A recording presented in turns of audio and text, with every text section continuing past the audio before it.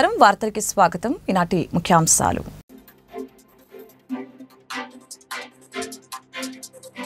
స్వర్ణం Kuppam vision 2029 document ఆవిష్కరించిన ముఖ్యమంత్రి చంద్రబాబు. రాష్ట్రానికి ముఖ్యమంత్రినైనా కుప్పానికి ఎమ్మెల్యేనేనన్న సీఎం. గత పాలకులు కక్షపూరితంగా కుప్పం అభివృద్ధిని అడ్డుకున్నారని విమర్శ.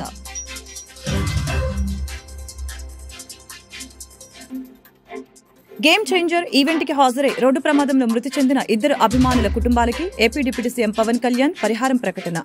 సినీ నటుడు చరణ్ కూడా మృతుల కుటుంబానికి 20 లక్షల ఆర్థిక సహాయం ప్రకటన. ఈ ఘటనపై దిగ్భ్రాంతి వ్యక్తం చేసిన పవన్ కళ్యాణ్.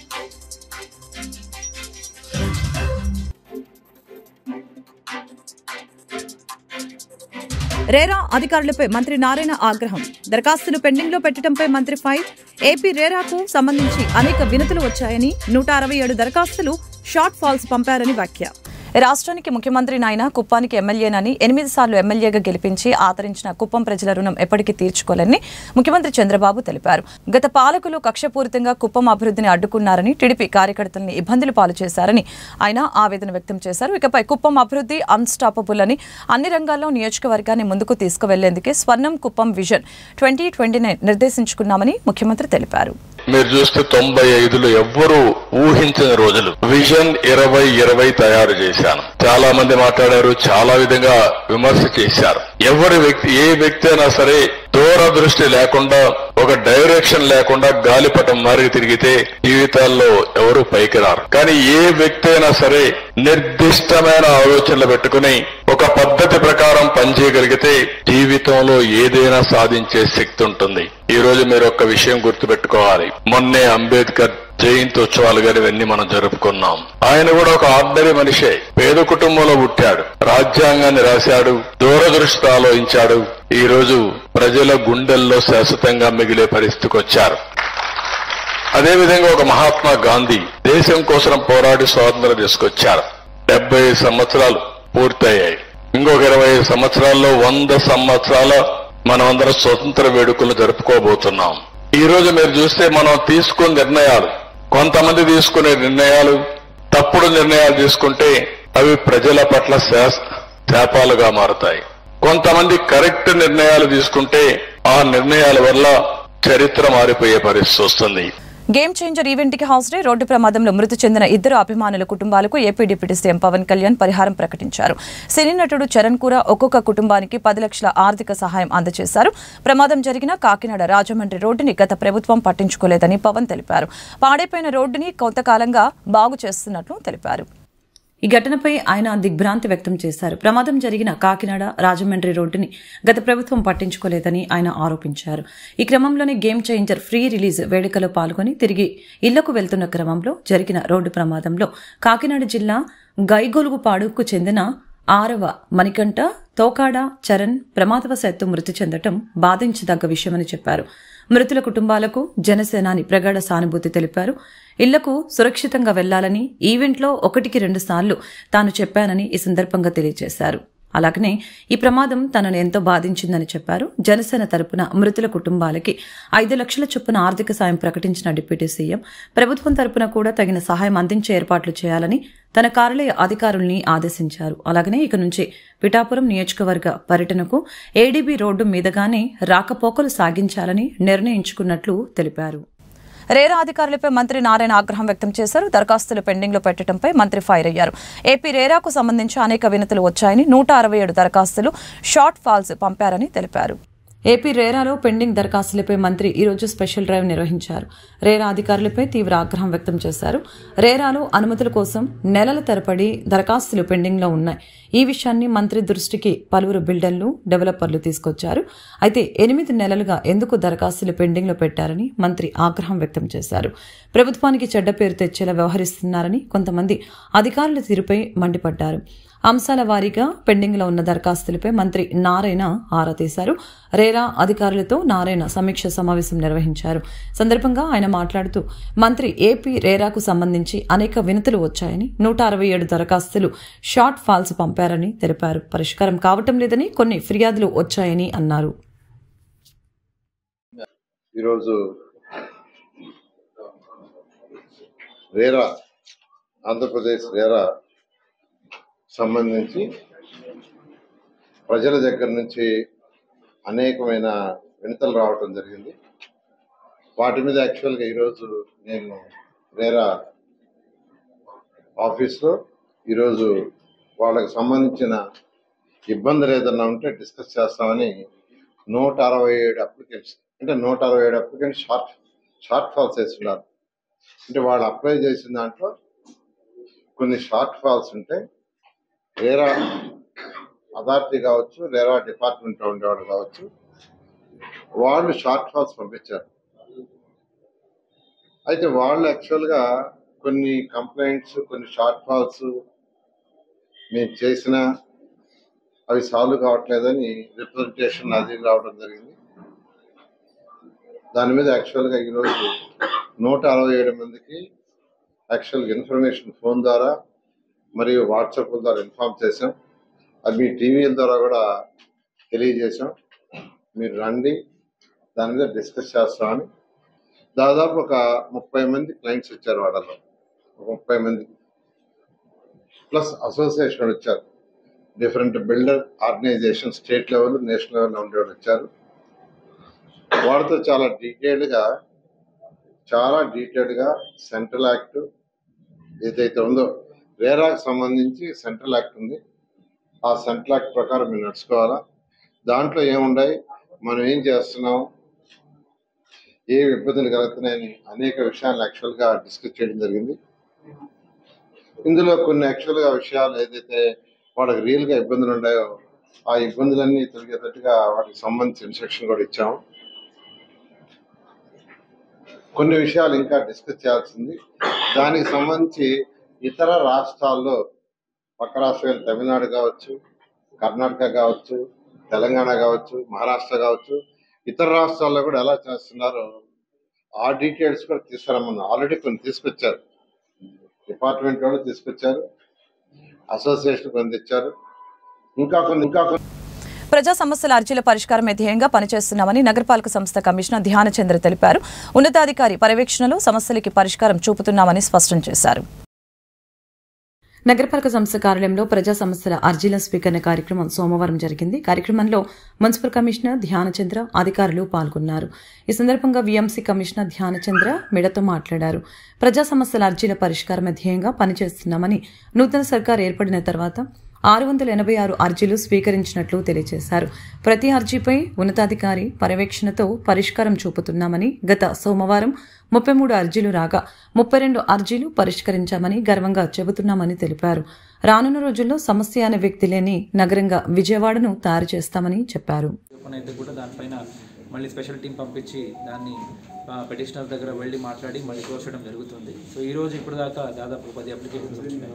ముఖ్యంగా ఏంటంటే పీజీఆర్ఎస్ అనేది Monday between 10 to 1 PM all the officers different levels అవైలబుల్గా ఉంటారు. సర్కార్ లెవెల్లో, జోనల్ కమిషనర్స్ లెవెల్లో ఉంటుంది, వార్డ్ లెవెల్లో కూడా ఉంటుంది, సచివాలయం లెవెల్లో కూడా ఉంటుంది.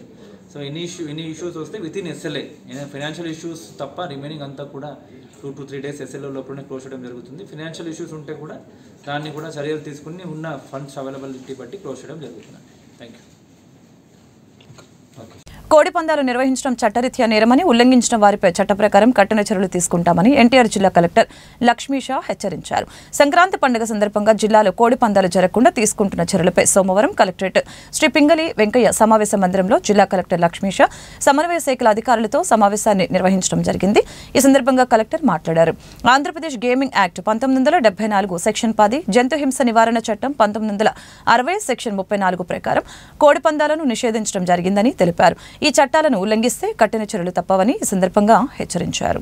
ఫార్ములా ఈ కార్ రేస్ వ్యవహారంలో బీఆర్ఎస్ వర్కింగ్ ప్రెసిడెంట్ కేటీఆర్ పై కాంగ్రెస్ ప్రభుత్వం కక్షపూరితంగా అక్రమ కేసు బనాయించిన విషయం తెలిసిందే.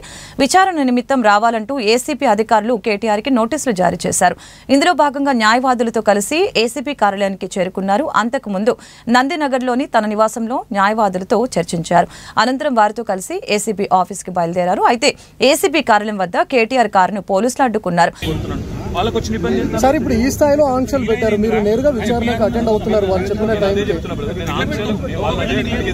నరేందర్ రెడ్డి గారు ఇవ్వని స్టేట్మెంట్ ఇచ్చినట్టుగా తప్పుడు స్టేట్మెంట్లు రికార్డ్ చేసిందే పోలీసు వాళ్ళు.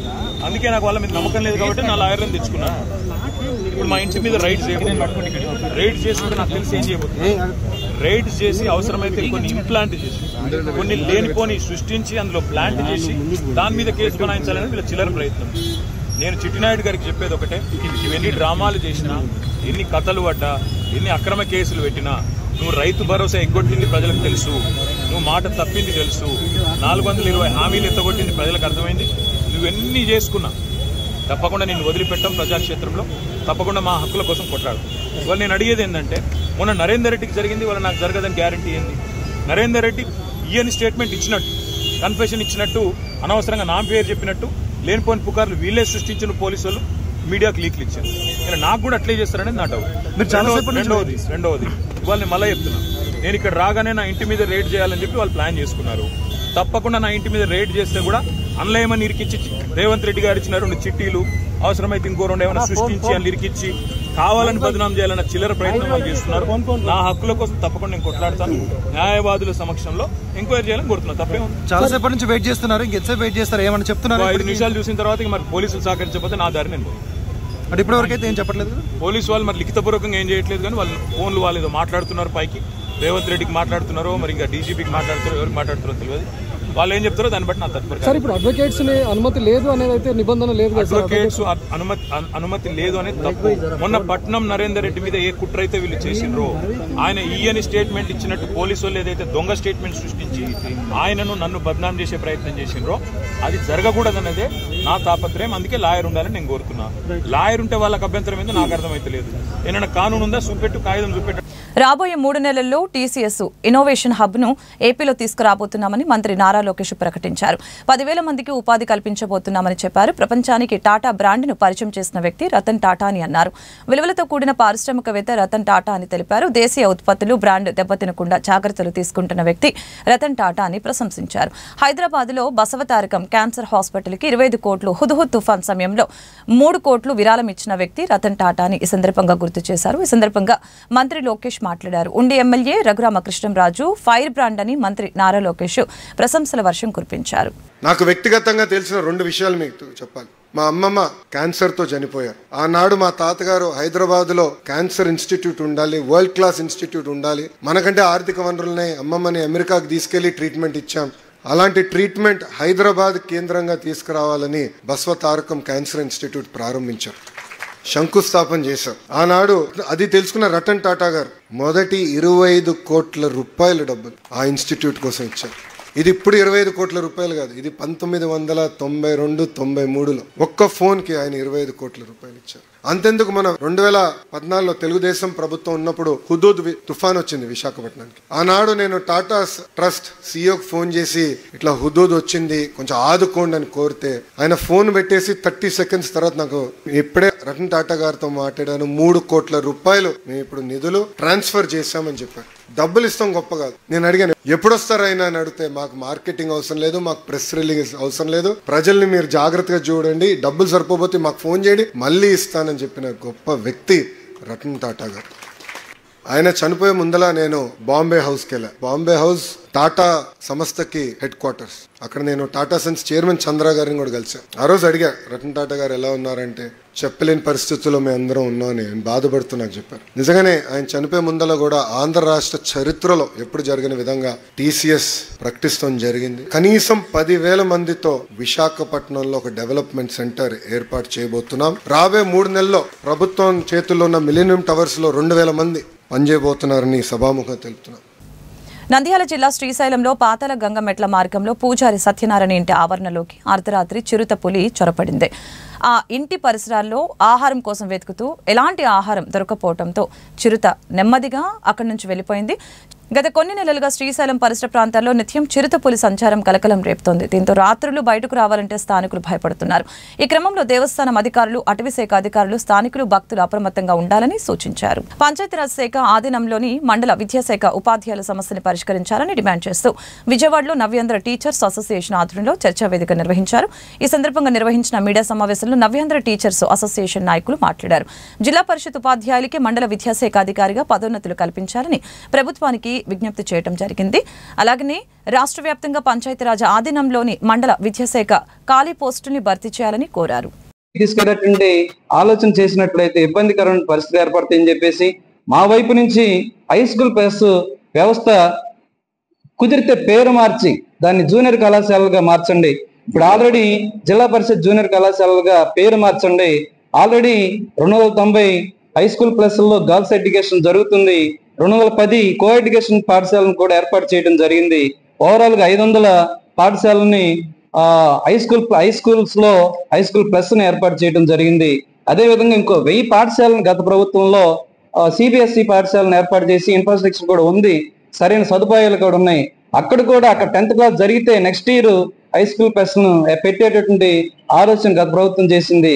అలా చేయటం ద్వారా అక్కడ ఎక్కడైతే స్థానికంగా ఇంటర్మీడియట్ వ్యవస్థ ఖర్చుతో కూడింది కాకుండా తక్కువ ఖర్చుతో ఉచితంగా దొరుకుతుందో పిల్లలకి ఉచితంగా పొందేటువంటి అవకాశం ఉంటుంది. కాబట్టి ఆ పనిని ఈ గౌరవ మంత్రివర్యులు లోకేష్ గారు కూడా దీని మీద దృష్టి పెట్టి సిబిఎస్ఈ పాఠశాలలు ఈ సంవత్సరం 10th క్లాసు పాస్ అయ్యే క్రమంలో కొంచెం కష్ట నష్టాలు ఉండొచ్చు, కానీ వచ్చే సంవత్సరం ఆ తదుపరి వచ్చే సంవత్సరాల్లో సిబిఎస్ఈ పాఠశాలలు ఏదైతే ఉన్నాయో గత ప్రభుత్వం తీసుకుందో ఆ 1000 సిబిఎస్ఈ పాఠశాలను కూడా కొనసాగించి అక్కడ పీజీటీ వ్యవస్థని తర్వాత హై స్కూల్ ప్లస్ ని కూడా పెట్టాల్సిన అవసరం ఉందని చెప్పేసి మా అసోసియేషన్ తరఫున తెలియజేసుకుంటూ, అదేవిధంగా Andhra Pradesh municipal employees service association నూతన అధ్యక్షునిగా తిమ్మసర్తి నాగేశ్వరరావు ఎన్నుకున్నట్లు మాజీ అధ్యక్షులు దొప్పలపూడి ఈశ్వర్ తెలిపారు. విజయవాడలో ప్రముఖ హోటల్లో Andhra Pradesh municipal employees service association సంఘం నూతన అధ్యక్షునిగా ప్రమాణ స్వీకార కార్యక్రమాన్ని నిర్వహించారు. ఈ సందర్భంగా ఈశ్వర్ మీడియాతో మాట్లాడారు. అనంతరం ముఖ్య అతిథిగా విచ్చేసిన AP JAC chairman Bopparaju Venkateswarlu కూడా మీడియాతో మాట్లాడారు. ఈరోజు ఆంధ్రప్రదేశ్ మున్సిపల్ సర్వీసెస్ అసోసియేషన్ రాష్ట్ర అధ్యక్షునిగా నన్ను నియమించినందుకు అందరికీ ధన్యవాదాలండి.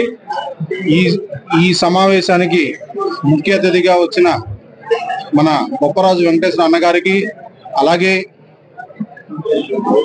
అసోసియేషన్ అధ్యక్షులుగా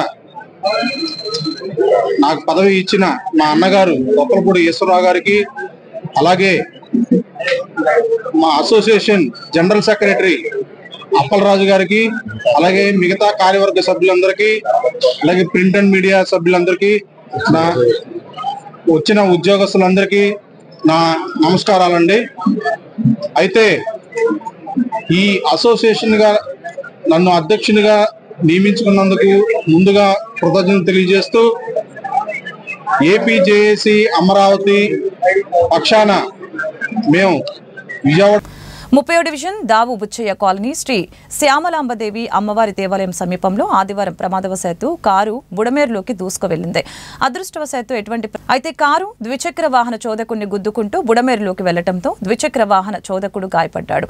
గాయపడిన ద్విచక్ర వాహన చోదకుడు మోహన్ రావుని 108లో ఆసుపత్రికి తరలించారు. సమాచారం అందుకున్న అజిత్ సింగ్ నగర్ పోలీసులు ఘటనా స్థలానికి చేరుకొని వివరాలు సేకరించారు.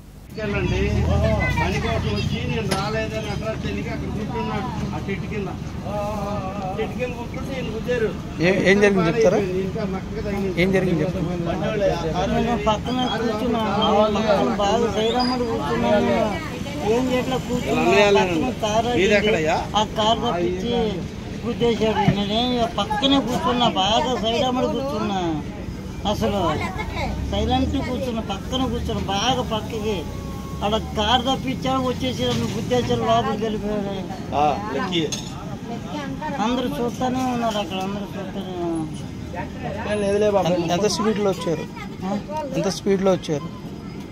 ఎంత స్పీడ్ బాబు అండి, నేను దావుబుచ్చి కాలనీలో ఉంటానండి. సో ఈ రోజు జరిగిన ఇన్సిడెంట్స్ అనేది సరే మనకు ఒక ఫ్యూచర్ భయం అనేది మనకు క్రియేట్ చేస్తుందండి. ఎందుకనగా ఈ లొకేషన్ లో సార్ ఇది బుడవేరు కాలం అంటారు సార్. ఈ లొకేషన్ లో ఇది చివరి దాకా రామర్పాడు గుండెలు దాటుకుంటూ చివరి దాకా ప్రవహిస్తుంది. ఇది మనం ఇంప్రూవ్ చేయాలంటే సార్, ఈ కైండ్ ఆఫ్ ఇన్సిడెంట్స్ జరగకుండా ఉండాలంటే సార్, మన కృష్ణలంక హైవే ఉంది కదా sir, Krishnalanka highway Saint Thomas hospital back side lemon tree hotel back side లాగా ఇవాళ కొద్దిసేపటి కదా ఇక్కడ మన దావుబుచ్చే కాలనీలో శ్యామలాంబ గుడి దగ్గర ఒక కారు అనేది బుడమేరులో పడిపోవడం జరిగింది. అదృష్టవశాత్తు ఏంటంటే ఇక్కడ జనాలందరూ ఉండడం వల్ల జనాలందరూ ఉండడం వల్ల ఇక్కడ మనకి ఏంటంటే అందులో కారులో ఉన్న ఒక ఇద్దరిని వెంటనే బయటికి తీయడం జరిగింది. యాక్చువల్గా ఇది ఇక్కడ ఎన్నో ప్రమాదాలు జరుగుతున్నాయి. ఇది రోడ్డు వెడల్పుగా అవడం, విశాలంగా ఉండడం, రోడ్డు కన్వీనియంట్ గా ఉండడంతో అందరూ మంచిగా స్పీడ్ లో వెళ్తున్నారు. కానీ రోడ్డు పక్కన ఏంటంటే బుడమేరు ఉండడం వల్ల అక్కడ గోడ అనేది లేకపోవడం వల్ల ఏంటంటే చిన్నపిల్లలు ఆడుకుంటున్నప్పుడు కానీ చాలా భయంగా ఉంటుంది. చిన్నపిల్లలు ఎక్కడ కాలు జారేటి పడిపోతారని కానీ, లేకపోతే వృద్ధులు రాత్రిపూట కానీ చాలా ఇబ్బందిగా ఉంటుంది. సో దయచేసి ఇక్కడ ఏంటంటే గోడ అనేది కడితే మనకి అక్కడ బుడమేరు వంతెన నుండి చివరి వరకు కూడా. గుంటూరు ప్రభుత్వ హాస్పిటల్ నందు నూతన ఓపీ విభాగ ప్రారంభోత్సవ కార్యక్రమంలో ముఖ్య అతిథిగా పాల్గొన్న గుంటూరు తూర్పు నియోజకవర్గ శాసనసభ్యులు మహమ్మద్ నజీర్, బీజేపీ తూర్పు నియోజకవర్గ కన్వీనర్ డాక్టర్ శనిక్కల ఉమాశంకర్, జీజేహెచ్ పరిపాలనా అధికారి ఎస్ఎస్వి రమణ, 6వ కార్పొరేటర్ పోతురాజు సమత, జీజేహెచ్ సిబ్బంది మరియు ఎన్డీఏ కూటమి నాయకులు, కార్యకర్తలు కార్యక్రమంలో పాల్గొన్నారు. గారి ఆదేశాలతో గుంటూరు ప్రభుత్వ ఆసుపత్రిని సమిష్టి అభివృద్ధి చేసేటువంటి ప్రణాళికలు సిద్ధం చేసుకొని జనరల్ హాస్పిటల్ సూపరింటెండెంట్గా పనిచేస్తున్నటువంటి రమణ గారి ఆధ్వర్యంలో ఈరోజు కొత్తగా ఓపీ బ్లాక్లో ఇంకో 17 కౌంటర్స్ని ఏర్పాటు చేసుకోవడం జరిగింది. ప్రతిరోజు కూడా 4,000 నుంచి 4,500 మంది ఓపీ పేషెంట్స్ గుంటూరు ప్రభుత్వ ఆసుపత్రికి వచ్చేటువంటి పరిస్థితులు ఉన్నాయి. వాళ్ళందరికీ కూడా రాగానే వెంటనే ఓపీ నమోదు చేసుకొని వారికి కావాల్సినటువంటి డాక్టర్ దగ్గరికి పంపించేటువంటి కార్యక్రమం కంప్యూటరైజ్ చేస్తూ ఆయుష్మాన్ భారత్ మిషన్ ద్వారా అవసరమైనటువంటి కంప్యూటరైజేషన్ కార్యక్రమంతో పాటు పర్టికులర్గా ఏ డాక్టర్కి పంపించాలి, ఆ పేషెంట్ని ఎక్కడికి రిఫర్ చేయాలనేది కూడా పూర్తిగా ప్రణాళికబద్ధంగా ప్లాన్ చేసి ఈరోజు 17 గతంలో 10 ఉండేవి, ఇప్పుడు కొత్తగా 7 కౌంటర్స్ నిర్మించుకొని 17 కౌంటర్లని ప్రారంభించుకోవడం జరిగింది. అంతేకాకుండా ఇక్కడికి వచ్చేటువంటి ఓపీ పేషెంట్స్ ఎక్కడైనా ప్రమాదవశాత్తు ఏదైనా వాళ్ళకి అవసరమైతే స్ట్రక్చర్స్ కానీ, మంచినీళ్ళు కానీ, ఫ్యాన్లు కానీ, వచ్చేటువంటి అటెండర్స్కి కూర్చోనేటువంటి అవకాశాలతో పాటు అన్నీ కూడా ఏర్పాటు చేయడం జరిగింది. రాబోయేటువంటి 1 సంవత్సరంలో గుంటూరు ప్రభుత్వ ఆసుపత్రిని మరింత అభివృద్ధి చేసేటువంటి దిశగా ముఖ్యంగా అవసరమైనటువంటి ప్రతి ఒక్క కార్యక్రమాన్ని కూడా ఈరోజు సిఎస్ఆర్ నిధుల దగ్గర నుండి ప్రభుత్వాన్ని దగ్గర నుండి కూడా నిధులు తెచ్చేటువంటి కార్యక్రమం, సెంట్రల్ గ్రాంట్స్ ఏదైతే ఆయుష్మాన్ భారత్ నుంచి వచ్చేటువంటి గ్రాంట్స్ని కూడా రాబట్టుకొని ప్రభుత్వ ఆసుపత్రిని మరింత అభివృద్ధి చేయాలనే దిశగా ముందుకు సాగుతూ ఉన్నాం. గౌరవ కేంద్ర మంత్రివర్యులు పెమ్మసాని చంద్రశేఖర్ గారి ఆధ్వర్యంలో సహకారంతో పెద్ద ఎత్తున హెచ్డిఎస్ కమిటీ సభ్యులందరూ కూడా డాక్టర్లుగా ఉండడం, వారి విశేష అనుభవాలతో వాళ్ళందరినీ కూడా ఒక ప్లాట్ఫామ్ మీద తీసుకొని వచ్చి ప్రతిరోజు కూడా దీని మీద దృష్టి సారించి అభివృద్ధి చేసేటువంటి దిశగా ముందుకు సాగుతా ఉన్నాం. తప్పకుండా ఎన్నికల సమయంలో విద్యారంగానికి సంబంధించి అనేక హామీలు ఇచ్చిన కూటమి ప్రభుత్వం అధికారంలోకి వచ్చి 100 రోజులు అవుతున్నా కూడా ఇంతవరకు ఒక హామీని కూడా అమలు చేయలేదని కాంగ్రెస్ పార్టీ విద్యార్థి విభాగం ఎన్ఎస్యుఐ గుంటూరు జిల్లా అధ్యక్షులు షేక్ కరీం మండిపడ్డారు.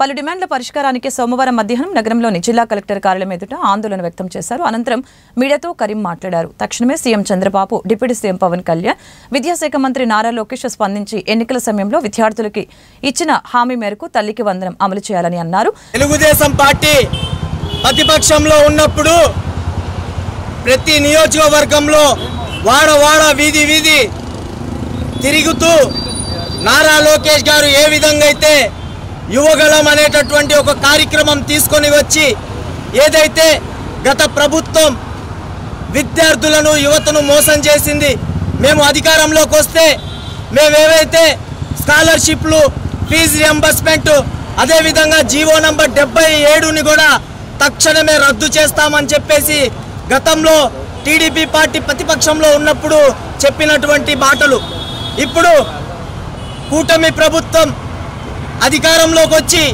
100 రోజులు పైబడినప్పటికి కూడా రాష్ట్ర వ్యాప్తంగా కూడా ఫ్లెక్సులు కట్టుకుంటూ ఇంటింటికి పాంప్లెట్లు, స్టిక్కర్లు పంచుకుంటూ హోర్డింగ్స్ వేసుకుంటూ పెద్ద ఎత్తున పండుగలు చేసుకుంటున్నారే తప్ప ఏదైతే యువగలంలో 100 రోజుల్లోనే మేము ఆ గతంలో చేసినటువంటి అక్రమాన్ని మేము సరిదిద్దుతాం, మేము ఏదైతే మా పార్టీ అధికారంలోకి వస్తే మేము 100 రోజుల్లోనే హామీల్ని మొత్తం నెరవేరుస్తామనేటటువంటి మాటలు ఎట్టుపోయాయో ఒక్కసారి నారా లోకేష్ గారు గుర్తించుకోవాల్సినటువంటి అవసరం ఉంది.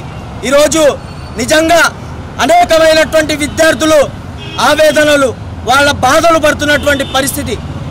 ఎక్కడ పడితే అక్కడ కళాశాలల్లో విద్యార్థులను కాలేజీలకు కూడా రానివ్వకుండా ఏదైతే ఫీజు రియంబర్స్మెంట్ చెల్లించలేదని చెప్పేసి ఎగ్జామ్స్ కూడా రాపించినటువంటి దుర్మార్గమైనటువంటి పరిస్థితి. తల్లిదండ్రుల దగ్గర డబ్బులు లేక ఈరోజు వాళ్ళ దగ్గర ఉన్నటువంటి ఏదో బంగారం వస్తున్నటువంటి వస్తువుల్ని అదేవిధంగా వాళ్ళు నడిపేటటువంటి బళ్ళను కూడా తీసుకెళ్ళి ఈరోజు తాకట్టు పెట్టి మరి విద్యార్థులకు వాళ్ళ పిల్లల కోసం కాలేజీల్లో ఎక్కడ కూడా వాళ్ళు బయటికి రాకూడదు అని చెప్పేసి వాళ్ళ భవిష్యత్తు బాగుండాలని చెప్పేసి వాళ్ళకు ఉన్నటువంటి వస్తువుల్ని కూడా తాకట్టు పెట్టి ఈరోజు విద్యార్థులను ఈ విధంగా చదివించుకుంటున్నటువంటి పరిస్థితి.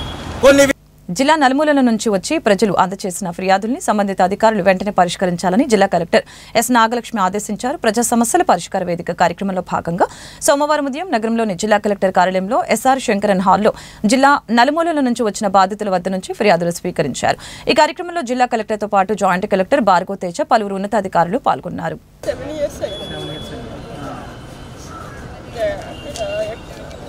వాళ్ళ ఫ్యామిలీ కూడా ఫుల్ సపోర్ట్ చేస్తున్నారు. వాళ్ళందరూ కూడా మేము ఇంటికి వెళ్ళిన పిల్లల్ని నన్ను ఉండనీయకుండా కూతురు తిట్టి పంపించేస్తున్నారు. అరేంజ్. మీ పెద్దలతో ఏమన్నా చెప్పలేదు?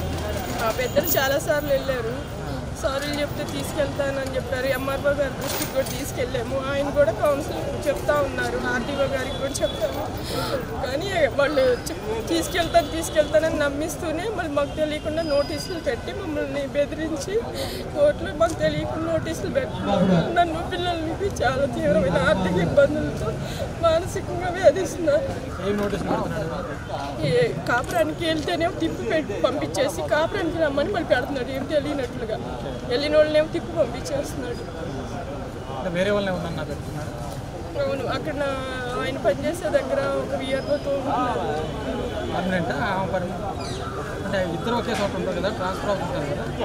ఇప్పుడు అంతకుముందు సందర్భంలో చేసేటప్పుడు వాళ్ళతో ఉన్నారు, ఇప్పుడు ఇక్కడ జనాలకి మార్చుకున్నారు. అది సంగతి నాకు ఫోన్లు మాట్లాడుతూ నేను చాలాసార్లు మెసేజెస్ అవన్నీ చూశాను. వాళ్ళిద్దరు వెళ్ళిపోయేవాడు, మమ్మల్ని వదిలేసి నన్ను పిల్లల్ని. తీవ్రమైన ఇబ్బంది ఏంటంటే ఫోన్స్ బ్లాక్ లిస్ట్లో పెట్టుకుని నన్ను పిల్లల్ని కొన్ని రోజులు వదిలేసి వెళ్ళిపోతాడు. మళ్ళీ మేము బతుకులాడుకుంటే రావడం, మళ్ళీ వెళ్ళిపోవడం, అలా చేసేవాడు 7 years నుంచి. ఇప్పుడేమో అస్సలు 1 year నుంచి అస్సలు పట్టించుకోవడం మానేసి 1 year నుంచి అసలు రావట్లేదు. బ్రదర్సే కొంచెం మా సిస్టర్ వాళ్ళు హెల్ప్ చేస్తారు. వార్తలు ముగించే ముందు ముఖ్యాంశాలు మరొకసారి.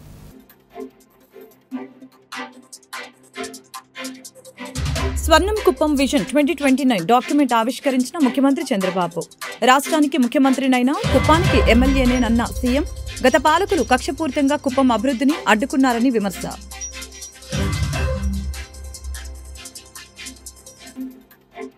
గేమ్ చేంజర్ ఈవెంట్ కి హాజరై రోడ్డు ప్రమాదంలో మృతి చెందిన 2 అభిమానుల కుటుంబాలకి AP deputy CM Pawan Kalyan పరిహారం ప్రకటన. సినీ నటుడు చరణ్ కూడా మృతుల కుటుంబానికి 20 లక్షల ఆర్థిక సహాయం ప్రకటన. ఈ ఘటనపై దిగ్భ్రాంతి వ్యక్తం చేసిన పవన్ కళ్యాణ్.